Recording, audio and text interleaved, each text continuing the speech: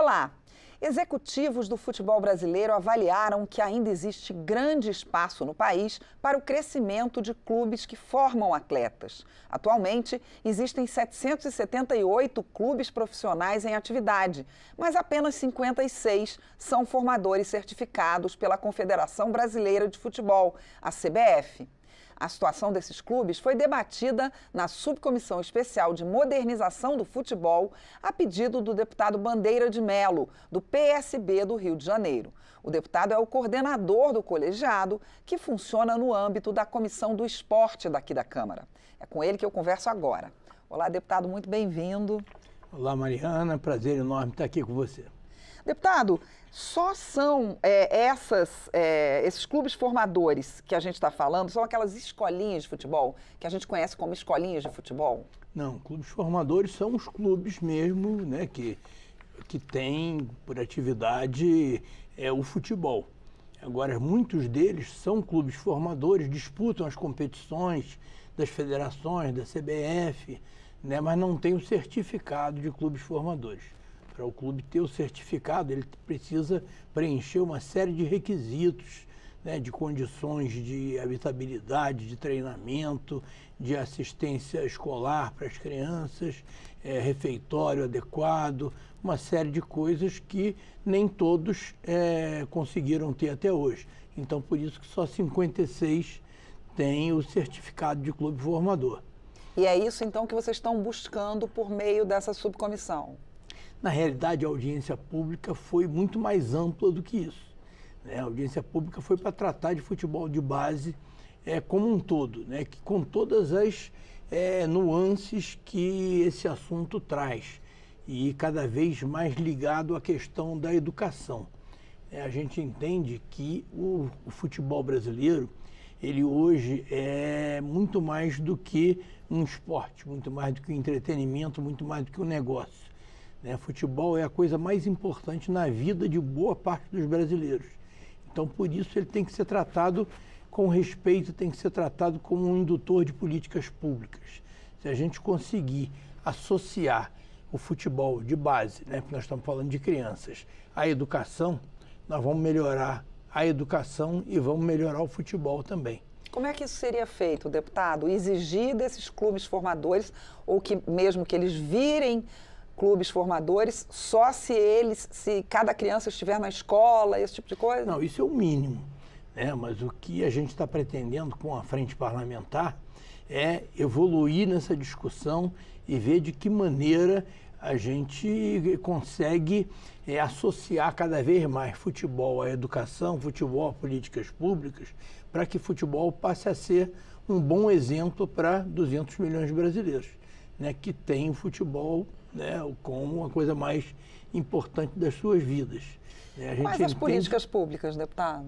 Olha, principalmente, né, nessa área de educação, reforço escolar, mas também ligado à saúde, ligado à assistência social. Boa parte desses meninos vem de comunidades carentes, em que você tem deficiência em uma série de questões, como saneamento também, né? Agora, o importante mesmo é que a governança do futebol brasileiro seja modernizada, né? Que haja democracia nas decisões, em que os clubes, por exemplo, possam participar das decisões, e hoje eles estão praticamente impedidos, porque quem comanda a CBF são as federações, né, as federações estaduais, né? A participação dos clubes é secundária, para não falar que a gente gostaria que houvesse participação de atletas, né, de profissionais, de dirigentes de clubes que estavam, inclusive, representados lá na audiência, árbitros, inclusive.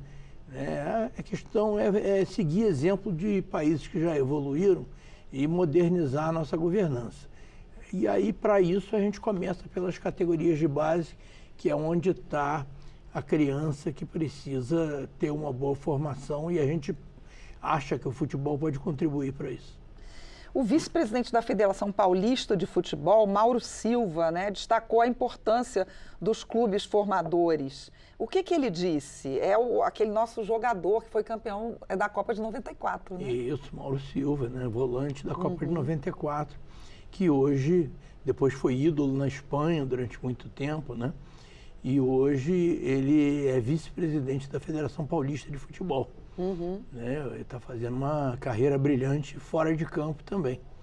E né? o que ele defendeu, deputado? Ele defendeu, né, o que a Federação Paulista já defende, essa questão do aprimoramento das condições para que os clubes possam ter o certificado de clube formador. Né? A Federação Paulista, por ser tá no país onde existe mais dinamismo econômico, né?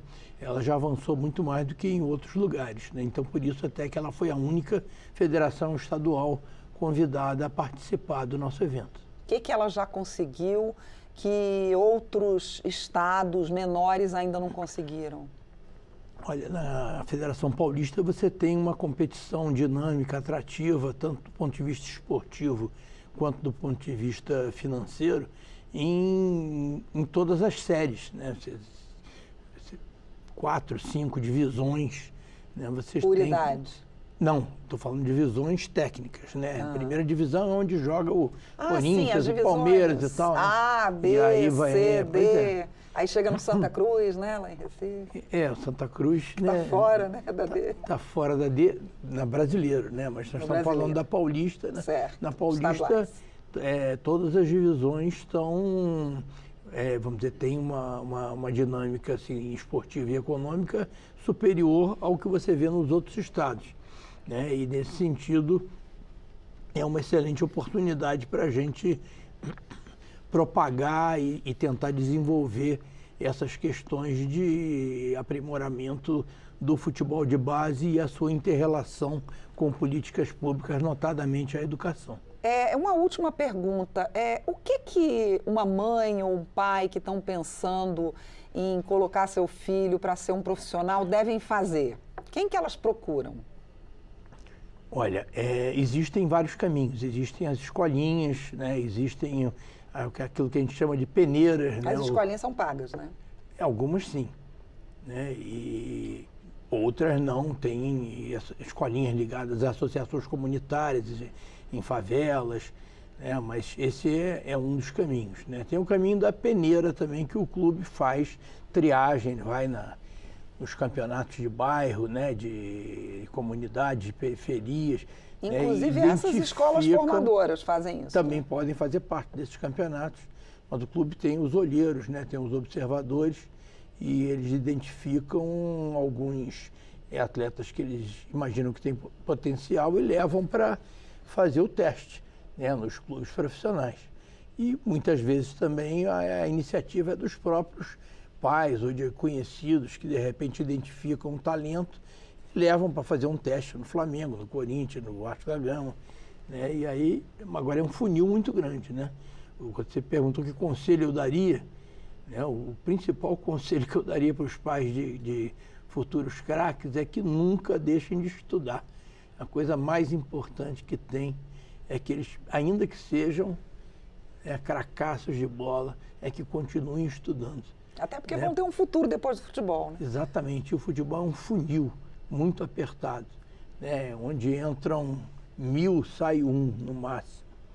Né? E aí os outros 999, né, eles têm que... E aí eu acho que também é a obrigação dos clubes, né, como está cuidando daqueles meninos, já que a formação não vai ser para ser um atleta de alto rendimento, mas pelo menos o clube tem a obrigação de formar um cidadão. Tá certo, deputado, muito obrigada.